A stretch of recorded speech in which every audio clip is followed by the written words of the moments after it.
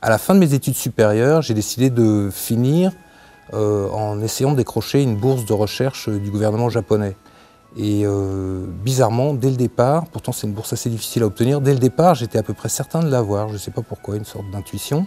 Et donc on était au mois de juin, j'ai commencé à réfléchir un peu sérieusement au projet, mis à part le contenu de ma recherche, et j'ai tout d'un coup réalisé que j'avais en fait 14 mois pour apprendre le japonais, ce qui est très court.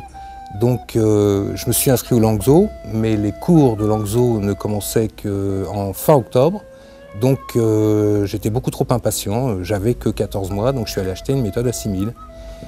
Et très vite, je me suis pris au jeu, c'était vraiment très drôle. C'est-à-dire non seulement j'étais forcément très motivé pour apprendre la langue, mais en plus c'était véritablement un jeu.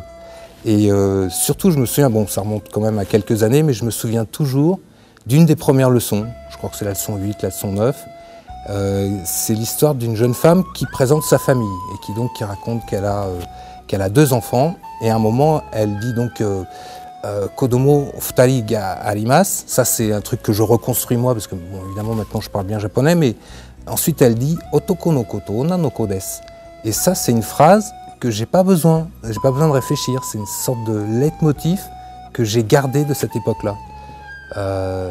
Et j'ai toujours trouvé cette musicalité absolument fabuleuse.